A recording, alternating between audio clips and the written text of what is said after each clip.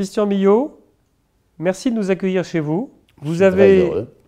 lancé Ego et Millau en 1972 et ça a été un big bang pour la gastronomie française et mondiale.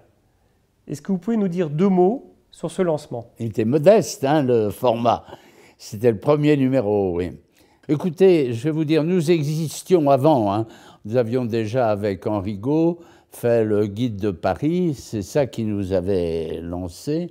Moi, j'étais rédacteur en chef à Paris Presse. Henri, lui, était grand reporter à Paris Presse. Le matin, j'étais à Paris Presse, après-midi chez Plon, où je m'occupais de la presse. Voilà.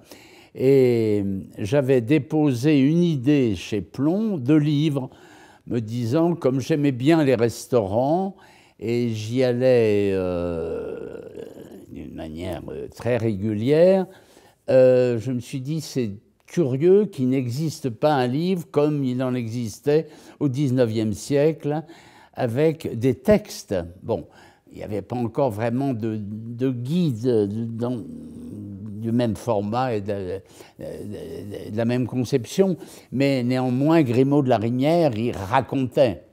Et je me suis dit, c'est pas possible de parler des restaurants uniquement avec des chiffres, avec des étoiles ou des macarons et des numéros de téléphone. Il faut raconter. Un restaurant, c'est un théâtre. Il faut donc donner le sentiment, l'envie au lecteur d'y aller. Et j'avais déposé donc l'idée d'un guide de Paris. Et c'est comme ça que nous avons commencé. Henri Gault, je fais sa connaissance dans mon journal. Il avait une bonne plume et nous nous sommes associés et nous avons fait donc le guide Julliard de Paris et qui s'est trouvé être par chance un des best-sellers de l'année. On en avait vendu plus de 100 000 exemplaires. Ça nous avait lancé les débuts de la télévision, etc., etc. On avait eu un très bon article de Pivot dans le Figaro. Enfin bref, nous étions déjà sur notre lancée. Et en 1972, donc nous existions déjà, nous avions notre page dans Paris Presse, quotidienne, qui s'appelait le Guide de Paris. On donnait des bonnes adresses, pas seulement les restaurants, mais de toutes sortes de lieux de distraction. Et l'idée, un jour, je me suis dit, mais il nous manque un guide de la France. Pourquoi est-ce qu'on ne parle pas des restaurants que nous connaissons, puisque nous y allons l'un et l'autre assez souvent? Et on a lancé ce petit bouquin qui a très vite marché. Je veux dire, on n'a pas eu de problème. Et puis, il s'est ensuite développé. Alors, ce que vous avez tout de suite dit, c'est que c'est le premier guide gastronomique, par opposition au guide de restaurant. C'est ça. Bah, comme je vous dis, pour moi, la gastronomie, c'est un ensemble, c'est un récit. Alors, il y avait deux axes à notre irruption sur ce marché où nous n'étions pas. Nous étions ni l'un ni l'autre, nous étions journalistes, nous sommes restés, et nous n'étions pas des cuisiniers apprentis ou professionnels. Et simplement, on s'est dit, on peut apporter deux choses. Le récit, c'est-à-dire l'écriture de journalistes, ce qui n'existait pas. Le guide Michelin, pour lequel nous avions beaucoup de respect, ne prétendait pas être un guide descriptif, uniquement les adresses et puis un petit sigle. Et d'autre part, découvreur. Et c'est là, je crois, où nous avons eu, grâce aussi à une équipe, hein, on n'en fait pas les choses tout seul, grâce à une très bonne équipe qui était dispersée, disséminée un petit peu à travers la France, nous sommes arrivés à, il faut bien dire quand même, à découvrir la fine fleur de la cuisine française pendant toutes ces années-là. Si j'en fais la liste, je vais vous l'épargner, mais il y en a beaucoup, hein, quelques exemples. De Robuchon à Guérard, de Sandrin à Michel, oui, aux Trois Gros, etc., etc. Enfin, les meilleurs, si vous voulez. Joël Robuchon, vous l'avez découvert quand il était à l'Hôtel Nico. Oui, c'est pas moi, hein, donc je peux en parler. C'est un de mes collaborateurs, Jean-Luc de Ruder, qui est revenu un jour et il avait un très bon palais. Et à chaque fois qu'il m'indiquait quelque chose, je l'écoutais. Hein. Et je lui dis, ben, dans ce cas, j'y vais, je vais voir. Et effectivement, il était au Nico inconnu. Inconnu, hein. Ouais. Et il en a été de même pour tellement d'autres, la plupart. La plupart, oui. Il y en a, j'espère, ce soir avec nous. Il y en a sûrement, d'ailleurs. La deuxième grande force de Goemio, c'était la sélection. Dans votre premier éditorial, vous dites « Goemio, c'est une sélection ».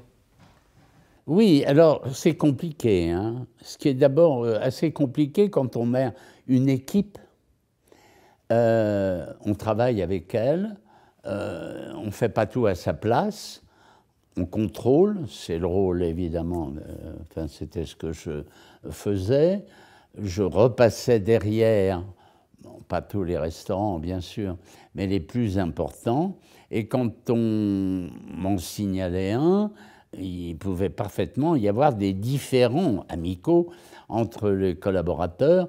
Par exemple, Marc Vera, je me rappelle très bien, Marc Vera, j'avais envoyé une collaboratrice qui était notre collaboratrice à Lyon, elle s'occupait de toute la région lyonnaise.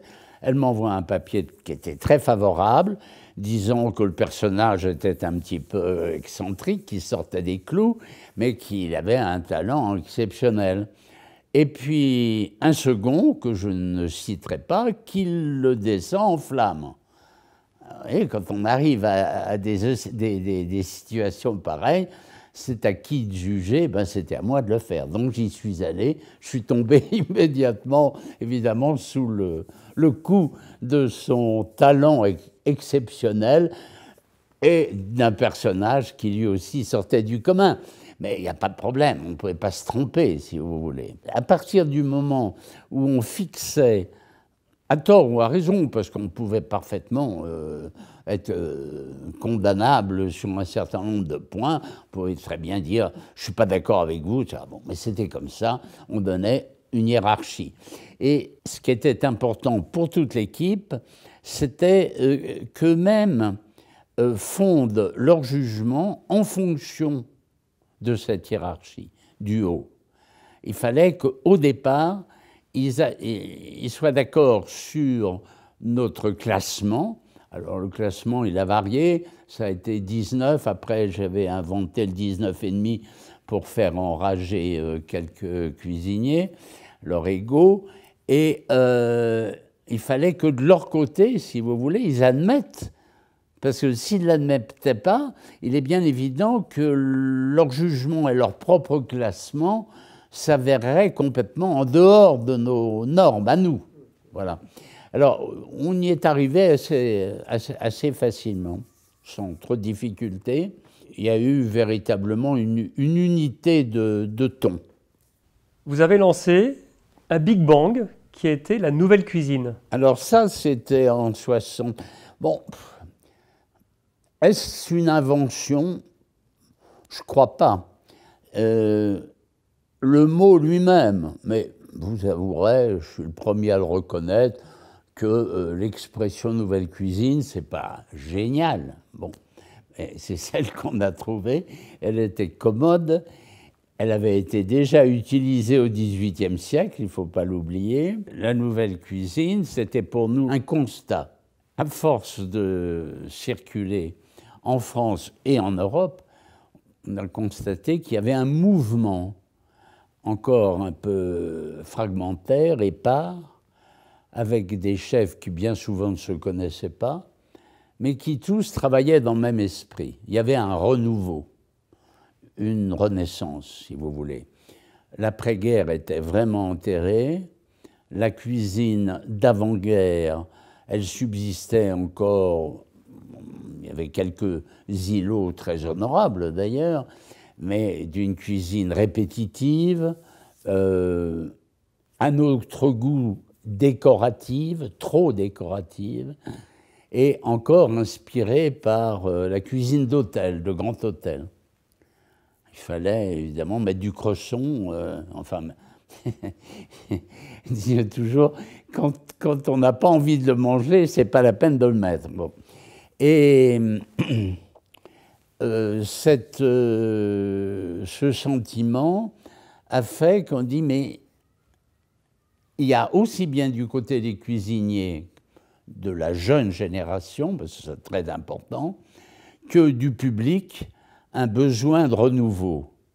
C'était une révolution complète des mœurs à l'époque. Ce n'est pas nous qui l'avons créée, nous l'avons suivi attentivement. Et disons peut-être que dans notre domaine, nous avons été les premiers à le faire. C'est ce qu'il faut reconnaître et ne pas aller au-delà. C'est pour ça qu'on dit vous avez inventé. Je dis non, nous n'avons pas inventé, nous avons compris. C'est autre chose. Goemio est caractérisé par des valeurs. Aujourd'hui, le Goemio des années 2016-2017 va rechercher ces valeurs. Est-ce que vous pouvez nous rappeler les grandes valeurs fondamentales qui caractérisent Goemio? Je pense que c'est l'invention dans une tradition. C'est comme la mode, si vous voulez. La mode, elle change chaque année, bien sûr, très rapidement, quelquefois d'une manière superficielle, mais elle s'adapte, elle continue, elle persévère. Voilà. Ça, c'était de nos valeurs, c'est l'esprit créatif. Il y a une très jolie expression de Michel Guérard. Il dit, moi je fais... Il commençait, il était encore tout jeune et à peine connu. Je fais la cuisine comme l'oiseau qui chante. C'était une très jolie expression, c'est bien ça, c'est le bonheur de pépier comme ça. Ah, comme je suis heureux d'être sur Terre, et je fais la cuisine dans cet esprit. Et fini les dictatures du petit livre rouge qui commandait aux cuisiniers depuis le début du 19e siècle de mettre des épinards avec du veau et pas autre chose, qui était, à la fois, ça a été quelque chose d'extraordinaire, mais en même temps, ça a été un manuel tellement rigoureux que les jeunes cuisiniers de cette époque, des années donc 60, et tous en même temps, ont eu besoin de sortir de cette scolastique, de cette école qui les obligeait à faire la cuisine comme ci et pas comme ça. Il y avait ce côté obligatoire, forcé, que le moment était venu de s'en débarrasser. Ça, c'est absolument certain. Alors après, il y a eu des excès, enfin on pourrait en parler, mais néanmoins, il y a eu une libération. Voilà, il y a une libération des talents et qui se sont exprimés les uns et les autres d'une manière différente. Et je crois que c'est cette individualité qui était à la base de Goemio. Dans les valeurs de Goemio, il y a le respect des chefs. Alors, il y a mieux que le respect, il y a une empathie. Moi, j'ai pensé, c'était un monde que je ne connaissais pas du tout. Moi, j'étais journaliste politique, après j'étais journaliste judiciaire, j'ai fait les grands procès, etc.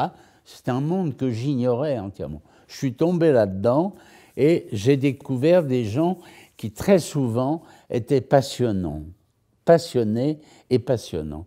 Et je me suis dit, on ne peut pas s'intéresser à la cuisine, à la gastronomie, on ne peut pas faire un guide si en même temps on n'a pas pour eux, pour cette catégorie privilégiée que sont les cuisiniers, je dis privilégiés parce qu'ils font quand même un métier extraordinaire, et si on n'a pas pour eux une empathie, une amitié, ce qui était en même temps assez compliqué. Car ses amis, eh bien, il fallait de temps en temps leur taper sur les doigts. Et bien souvent, ils n'aimaient pas. Je ne vais pas donner d'exemple, mais je me suis fâché avec des gens à qui vraiment, on ne peut pas dire qu'ils nous devaient tout, mais ils nous devaient beaucoup. Et puis, il arrivait le moment où, pour 36 000 raisons, ils n'étaient plus ceux que nous avions encensés. Il fallait le dire. Alors, nous avons quand même toujours eu à cet égard un avantage, c'est que par le texte, on peut s'exprimer et on peut modérer sa pensée. quand dans un guide, il n'y a pas de commentaire, pourquoi donnez-vous 3 étoiles, 4 toques, etc., si vous n'expliquez pas? Comment se fait-il que vous puissiez les le retirer sans dire également pourquoi? Et ça a été le grand avantage de Gaumillot, c'est que nous pouvions nous exprimer. Et quand nous tapions sur les doigts je parle de très grands chefs, parce qu'on estimait qu'ils n'étaient plus tout à fait les mêmes, fidèles à leur talent, on le faisait d'une manière progressive et nuancée. Ça ne les empêchait pas d'être furieux. Enfin.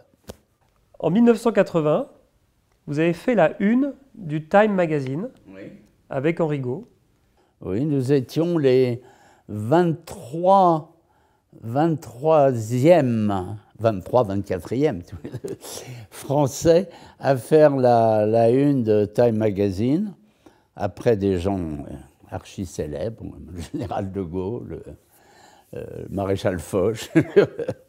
Et ça montre à quel point, si vous voulez, la cuisine occupait dans l'esprit américain à ce moment-là une place de choix, et qui nous reconnaissait, il reconnaissait à travers nous, il reconnaissait la prééminence du talent français. C'est plus tout à fait le cas. Qu'est-ce qu'un bon cuisinier aujourd'hui? C'est un cuisinier qui ne suit pas, qui fait sa propre cuisine et qui la mange en plus. Je connais des cuisiniers qui ne mangent pas leur cuisine et qui s'en vantent, et qui disent « moi, je le fais pour mes clients ». Ça, c'est pas un cuisinier. Un cuisinier, c'est un artiste, un artisan en tout cas. Et il faut qu'il soit fidèle à ses propres goûts et ne pas se laisser aller aux modes, aux couleurs du temps qui vont le faire dévier obligatoirement un moment ou un autre. Et je trouve qu'actuellement, on y assiste un peu trop souvent. Il faut faire... non, c'est pas ça. Il faut faire ce qu'on a envie de faire. Vous savez que depuis que j'ai cédé Gaumillot, je n'ai jamais eu de contact avec mes successeurs. Et si c'est le cas aujourd'hui, si je suis avec vous, parmi vous, c'est parce que je pense que vous êtes digne de la tradition Gaumillot, que vous en comprenez le sens, la morale, la sincérité, l'honnêteté et l'élégance. Voilà. Et c'est ça qui me fait plaisir. Et donc, je vous souhaite beaucoup de succès. Merci.